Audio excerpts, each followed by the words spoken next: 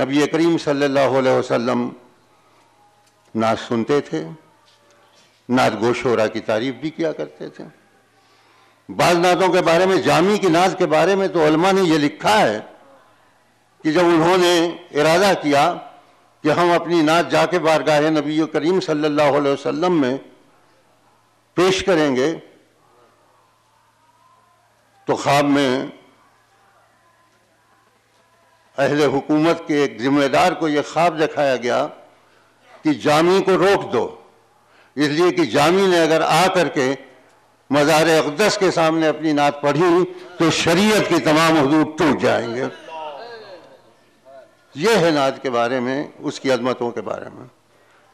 ابو لہب کے بارے میں کہا جاتا ہے، قرآن میں واضح طور پر کہا گیا ہے کہ تبت یدا، پوری سورہ نازل ہوئی ہے، واضح طور پر کہا گیا، لیکن ہمارے علماء نے یہ بھی لکھا ہے کہ جب نبی کریم صلی اللہ علیہ وسلم کی ولادت کی خبر ابو لہب کو دی گئی تو اس نے انگلی کے اشارے سے اس باندی کو آزاد کر دیا جس بقا باندی کا نام صوبیہ تھا، اور علماء یہ بھی لکھتے ہیں کہ یوں تو وہ جہنم میں پڑ ہی ہوا ہے، لیکن اس ایک انگلی کی بدولت کہ جس سے اسے آزاد کیا تھا، اس کی زحمتوں میں کچھ نہ کچھ تخفیف ہو جاتی ہے۔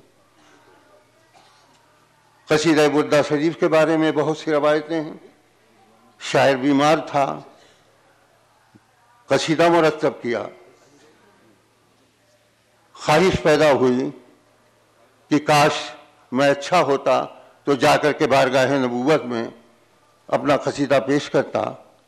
خواب میں نبی کریم صلی اللہ علیہ وسلم سے تشریف لائے اور انہوں نے اپنا دست شفقت شاعر کے اوپر پھیرا اور کہا کہ اٹھو۔ وہ مریض تھا برس کا، لیکن صبح کے وقت اس کی طبیعت بالکل ٹھیک ہو گئی۔ اس طرح کی بھی روایتیں نعتیہ شاعری کے بارے میں ملتی ہیں۔ تو نعتیہ شاعری کی عظمت، ایک تو شاعر کا کلام، دوسرے یہ کہ اس پاک ذات کے نام کہ جو خدا کے بعد سب سے زیادہ اہم شخصیت ہے، جب اس کا ذکر ہوگا شاعر کے کلام میں تو اسے کیا کیا سعادتیں حاصل ہوں گی، اس کا خاطر خواہ اندازہ آپ حضرات کر سکتے ہیں۔ خاطر خواہ شعراء کے تو ایک شعر کی وجہ سے تاریخ ادب میں جگہ پیدا ہو گئی۔ یہ تو پوری کتاب ہے۔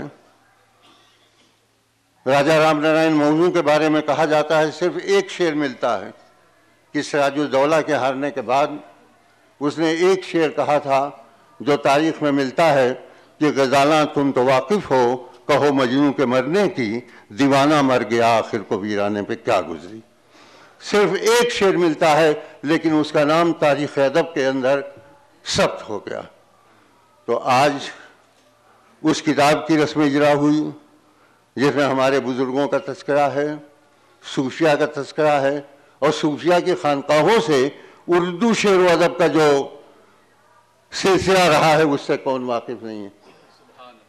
اردو شعر و ادب کا جو سلسلہ صوفیہ کی خانقاہوں، حضرت مخدوم اشرف جہانگیر سمنانی رحمۃ اللہ علیہ کی کم سے کم 70-80 کتابیں ملتی ہیں، جن میں کچھ تو ہیں لیکن کچھ امتداد زمانہ سے ہمارے سامنے موجود نہیں ہیں۔ تو صوفیہ یہاں تک کہا جاتا ہے کہ حضرت مخدوم اشرف جہانگیر سمنانی رحمۃ اللہ علیہ نے اردو کی پہلی کتاب لکھی ہے۔ یہ روایتیں بھی ہمارے یہاں ملتی ہیں۔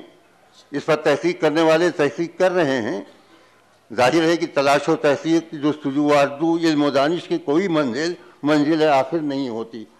تحقیق کرنے والے تحقیق کر رہے ہیں۔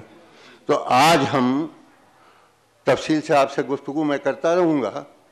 ظاہر ہے کہ میری تشبیہ پکے ہوئے آم سے دی گئی، اور مشاعرہ نوجوان لوگ ہمارے سننے والے ہیں، یہ طلبہ ہیں اور ہمارے دوست احباب یہاں پر اکٹھا ہیں، تو میں وہ جوش و خروش تو نہیں دکھا سکتا جو میں کسی زمانے میں دکھایا کرتا تھا، یا جو میرا محبوب مشغلہ ہے کہ میں ان شعراء کی تعریفیں کیا کرتا تھا جو مختلف وادیوں میں بھٹکتے رہتے ہیں۔ اس لیے کچھ نہ کچھ کمی تو ضرور ہوگی۔